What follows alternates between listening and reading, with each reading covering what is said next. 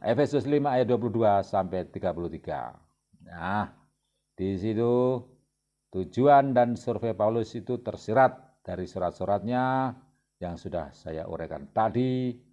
Nah, dengan tekun ia berdoa merindukan agar pembacanya bertumbuh dalam iman, kasih, hikmat, pernyataan Bapa yang mulia, menginginkan hidup yang layak di hadapan Tuhan Yesus Kristus.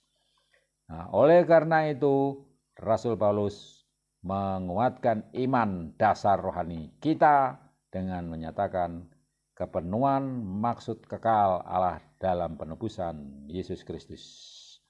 Bagaimana kita ditebus oleh Allah itu menjadi dasar dari iman percaya kita dalam pertumbuhan hidup kita, dan bagaimana kita harus hidup sebagai umat yang tertebus itu.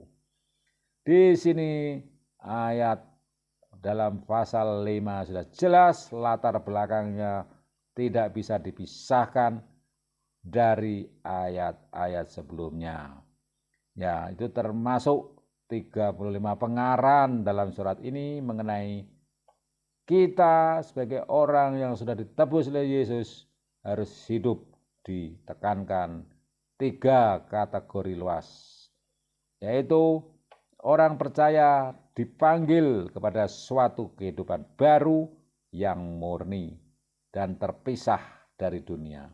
Dipanggil untuk hidup kudus tak bercacat di hadapannya, menjadi bait yang kudus, hidup berpadanan dengan panggilan kita ini, mencapai kedewasaan penuh, hidup dalam kebenaran dan kekudusan sesungguhnya, hidup di dalam kasih dan kudus dengan firman. Semuanya agar Kristus bisa memperoleh jemaat kita ini tanpa cacat atau kerut dan tidak bercela. Kemudian oleh karena itu yang kedua, orang percaya kita ini dipanggil pada suatu cara hidup baru dalam hubungan, keluarga dan kerja. Dalam Efesus 5 ayat 22 ayat 33 itu, semua hubungan ini dikuasai prinsip menandai kita berbeda dari orang sekuler, masyarakat yang sekuler di mana kita hidup. Dan akhirnya orang percaya kita dipanggil untuk tetap berdiri teguh terhadap semua rencana iblis dan terhadap roh-roh jahat di udara yang hebat sekali. Jadi 3 hal ini merupakan hal yang penting kita membahas tema pertama, sedangkan pasal-pasal yang kedua dan seterusnya itu menunjukkan ada pengarahan-pengarahan di dalam 3 kategori luas kita hidup sebagai orang yang sudah tertebus oleh Kristus, yaitu pertama, kehidupan baru, cara hidup keluarga, dan tetap teguh di dalam menghadapi serangan iblis. Nah, oleh sebab itu di pasal 5 dituliskan hidup sebagai anak-anak yang terang di perikop pertama, sedangkan perikop kedua, kasih Kristus adalah dasar hidup suami istri. Sehingga dikatakan di sini, hai istri, tunduklah kepada suamimu seperti kepada Tuhan, karena suami adalah kepala istri, sama seperti Kristus adalah kepala jemaat. Dialah yang menyelamatkan tubuh. Karena itu sebagaimana jemaat tunduk kepada Kristus, demikian jugalah istri kepada suami dalam segala sesuatu. Di dalam Efesus 5 ayat 22 sampai 24.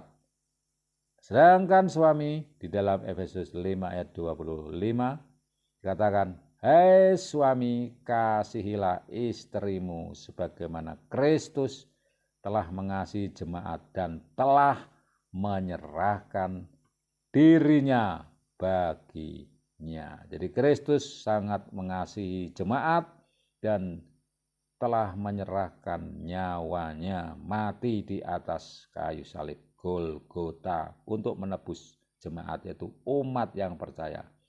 Kita ini semuanya.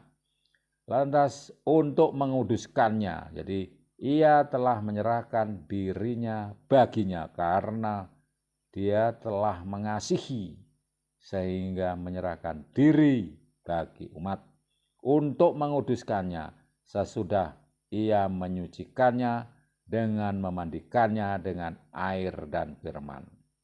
Nah, itulah kasih Allah yang tidak berpamrih, tidak menuntut balas, kasih sukarela tanpa syarat. Supaya, ayat 27, dengan demikian ia menempatkan jemaat di hadapan dirinya dengan cemerlang, tanpa cacat atau kerut yang serupa itu, tetapi supaya jemaat kudus dan tidak bercela. Nah, itulah kasih Allah kepada manusia supaya kita hidup kudus, tidak bercela di hadapan Tuhan. Maka di ayat 28 dikatakan, demikian juga suami harus mengasihi istrinya sama seperti tubuhnya sendiri.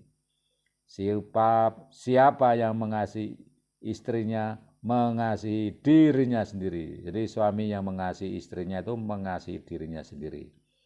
Sebab tidak pernah orang membenci tubuhnya sendiri, tetapi mengasuhnya dan merawatinya sama seperti Kristus terhadap jemaat. Jadi kasih Yesus itu seperti kasih suami kepada istri yang merawat dirinya dan mengasihinya dengan sungguh-sungguh dan yang terbaik.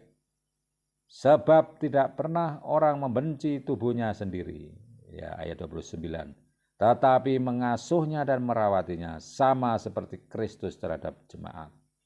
Karena ini alasan utama, dasar atau alasan atau logisme yang mendasari. Jadi ada alasan atau nalar kritis seperti yang kita pakai dalam pembahasan filsafat, itu ada hukum sebab akibat. Ini alasan atau dasar logis dari semua itu adalah karena kita adalah anggota tubuhnya. Karena kita anggota tubuhnya, maka kita merawat diri kita sebaik-baiknya, sangat mengasihi dan tidak mau sakit, cacat celah, dan lain sebagainya yang buruk-buruk dari luar tidak berpengaruh pada diri kita, tapi kita hidup kudus, diperkenan pada Allah, seperti Allah adalah kudus adanya. Karena kita adalah anggota tubuhnya. Jadi kita ini anggota tubuh Kristus, maka kita harus menjaga diri kita sebaik-baiknya. Selanjutnya ayat 31 dikatakan, sebab itu laki-laki akan meninggalkan ayahnya dan ibunya dan bersatu dengan istrinya, sehingga keduanya menjadi satu daging. Nah, rahasia ini besar. Ayat 32 dikatakan tuh, rahasia ini besar. Bagaimana seorang laki-laki meninggalkan orang tuanya, bersatu dengan istrinya, menjadi satu daging. Ternyata itu adalah sebuah rahasia besar. Tetapi, kata Rasul Paulus, yang aku maksudkan ialah hubungan Kristus dan jemaat. Hubungan suami dan istri itu seperti hubungan Kristus dengan jemaat. Bagaimanapun juga, bagi kamu masing-masing berlaku, kasihilah istrimu seperti dirimu sendiri, dan istri hendaklah menghormati suaminya. Itulah pesan Tuhan, firman Tuhan yang dinyatakan dalam kitab Efesus, yaitu surat Rasul Paulus kepada jemaat di Efesus yang menghadapi perkembangan baru terhadap segala macam hal dari keduniawian, dari luar. Dan ini surat ditulis Rasul Paulus di Roma, di penjara, untuk ditujukan pada mereka supaya menyucikan diri dari segala macam pengaruh buruk dari luar. Ya, ini adalah hubungan Kristus dan jemaat harus tetap dipelihara dan secara praktis seperti hubungan suami dan istri, di mana di situ bukan hanya kasih eros atau cinta asmara yang dilandasi nafsu, bukan hanya kasih filia yang kasih persahabatan antar sesama, bukan pula kasih storge yaitu kasih hubungan keluarga, tetapi ada kasih agape, kasih Allah kepada manusia yang mengasihi tanpa syarat, tanpa pamrih, dan tanpa menuntut balas. Karena itulah kasih itu mendasari kita, hubungan Allah dengan manusia, hubungan suami dengan istri dengan kasih Allah yang sempurna, supaya kita hidup tidak bercacat celah di hadapan Allah yang kudus, yang sangat mengasihi kita, yang sudah rela meninggalkan Allah Bapa di surga seperti suami meninggalkan orang tua, ayah, ibunya untuk bersatu dengan istri. Yesus juga sudah meninggalkan Allah Bapa dan kemuliaan di surga untuk bersatu dengan umat manusia, menebus mereka dari iblis, maut dan dosa, sehingga mereka dapat memperoleh kehidupan yang penuh kekudusan dan kemuliaan dalam persekutuan Allah Bapa, Allah Putra, dan Allah Roh Kudus.